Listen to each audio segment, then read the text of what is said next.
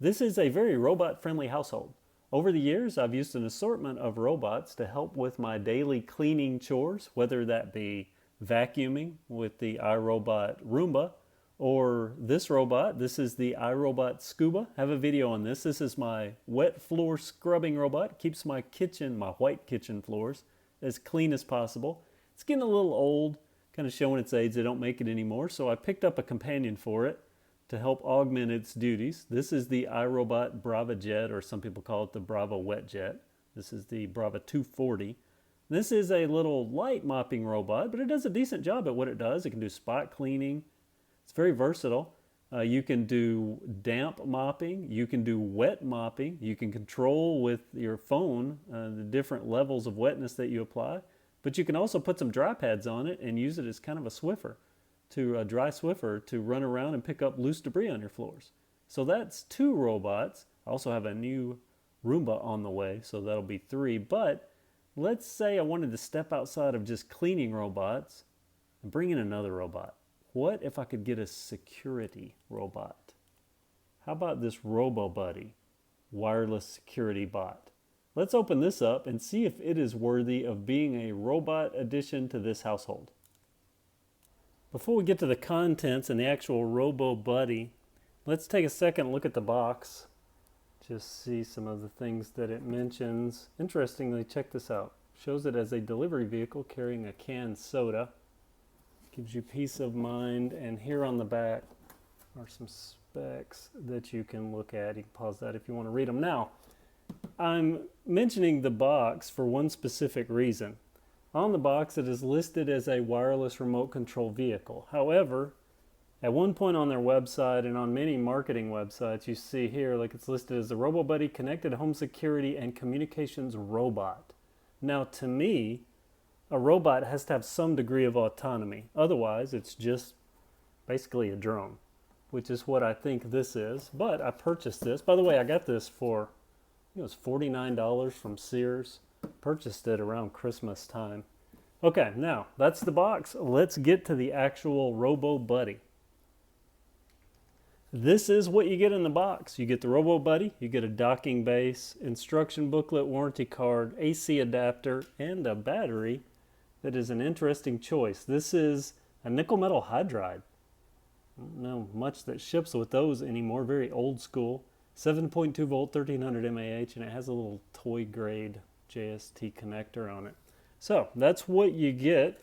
Now this charging base, the AC plugs into the charging base right here. It has a little light on it, and it sits down, and it looks like the Robo Buddy can just drive itself up onto the charge base and then back itself back off. But this is what we came to see, the Robo Buddy. By the way, this thing, it's kind of weighty. It feels, I mean, the plastic's good and thick. It feels decently good quality. I didn't expect this much of a quality appearance, at least the look and feel.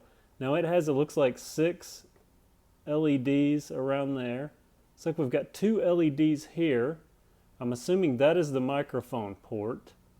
There obviously is the camera, and I think these are probably infrared lights that light up the front because this is supposed to have night vision. We have our 2 tracks. It's a tracked vehicle, good rubber, nice wheels. And here, you have to manually open this, but that's that cargo bay where they were showing it carrying a soda. So you can put things in there and I guess deliver them to people. By the way, this does have, because this microphone and speaker, supposedly has 2-way communication, has a foldable antenna. Now, mine came out of the box with this like this. I don't know if it rests down or what's going on there, but we'll see. But look at it, I mean, straight on. Kind of cool looking. There's a view of the back. Very nice. Okay, let's get this thing charged up. I'm going to get the battery in it. I'm going to get it charged up, and we'll see about getting it configured and then giving it a test drive. As you can see, I got it set up, and I can actually lower the camera all the way, back it up, go forward, turn it, and so on. It does exactly what it's supposed to do. Now, a couple of interesting notes, and I'm not going to go through the controls like I normally was. This is a cheap Android phone. I have had an issue here. You see it keeps saying the signal is too weak. That does not happen when I use my iPhone to control it. I don't know if it's just this little cheap Android phone or what's going on. But as you can see, it displays video. I mean, here is power adapter. It gets motion pretty well. I mean, you can see me moving that there. It does everything that it is supposed to do. You just tap to get your controls up. I'll go over all of these in another video, and there's a reason for that. Setting this thing up is a pain. It's actually not a pain. It can be easy, but it does have some unique quirks about it. Some very unique quirks that justify their own video, because I don't want to ramble about on this video. So what I'm going to do on this video, I'm just going to drive this thing around. I'm going to let you see it here on the camera, and then I'm going to let you see it just move on its own. Just disregard this flashing thing. And then I'll make another video showing some issues that you can run into when you're setting this up and how to overcome them and make sure that you get a good setup, because there are a couple things that they don't mention in the manual that you need to do, or at least some things that you need to do in augmenting the manual instructions. So let's cut to driving this thing around and see if we can have some fun with it. Let's get our Robo Buddy some turns around the living room, or at least a small space. You can go backwards, you can go forwards, go right, you can go left. Now your camera, check out how high this camera actually goes. It's all the way up there. Now remember, it has infrared, but you have to manually turn it on. I'll try to do some clips in the dark, put them at the end of this video, so hopefully you can see how it illuminates a room. But I put this cord in the way for a reason. I've had this thing outside. I've driven it over stuff in here. I've driven it up a really steep incline. It's handled everything that I threw at it. Look how easy it handles a cord.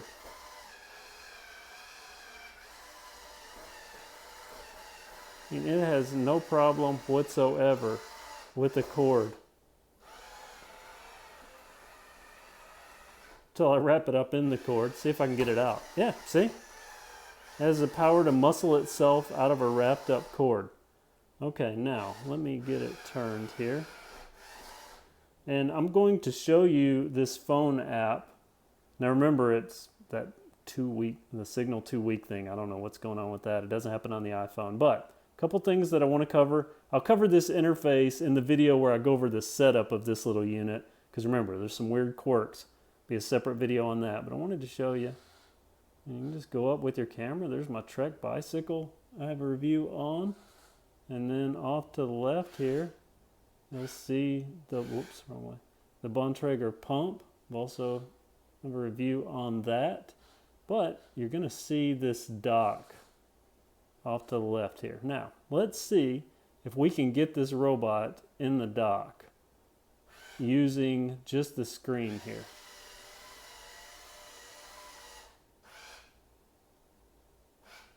Okay, I'm pretty much lined up. You can see the line's pretty close. So let's see what happens when I go up in this. Okay, it is in its dock and perfectly charged. Let me cut over now. Well, you can probably see it over there. Yeah, back in that upper far corner over there. But let's get closer to it and look at the LEDs. Here we see our Robo Buddy in the base. You can see these LEDs flash when you are charging, these blue ones. Now, when it's fully charged, they go solid, I believe. I've driven this thing for about 15 minutes and haven't shown any signs of wear on the battery. I think this is flashing because we're connected to it. I believe that goes out when we are no longer connected. I left the phone connected to it. But just remember, I'm going to do a separate video on not only the control features of the software, but setting up the software and connecting it to the Robo Buddy, because that can be a pain if you just follow the instructions in the manual and don't do a couple of other things that are very simple. So if you have one of these, you're having issues, you may want to watch that video. If you're considering getting one of these, you may want to watch that video so that you set it up properly. Now I'm going to cut to a brief clip of this at nighttime using the infrared. Turn those on so you can see how the camera looks with that infrared working. And that'll be it for the Robo Buddy. As promised, this is the nighttime footage of the Robo Buddy. You can see it docked over on the left-hand side. It is pretty much jet black in here. The only thing I can see is the glow from my camera and from the phone that I'm using to control the Robo Buddy. Don't have the infrared turned on so you can see it's jet black. Let me back the Robo Buddy up off of its base. Turn it slightly here. Drive forward just a little bit. Reposition the camera. Okay, now I'm going to turn it to the left. I am about 4 feet from the Trek bicycle. It is off to your left.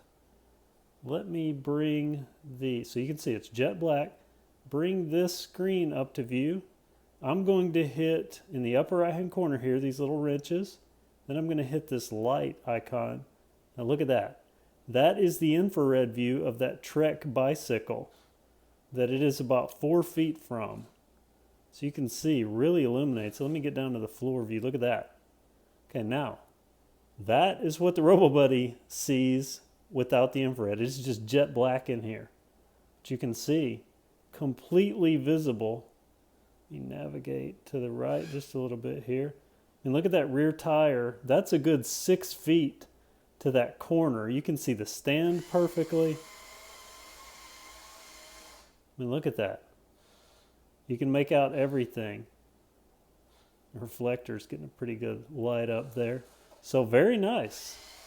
Very nice at nighttime. The infrared would be totally usable if you needed to surveil your house from a remote location. That is the nighttime footage of the Robo Buddy.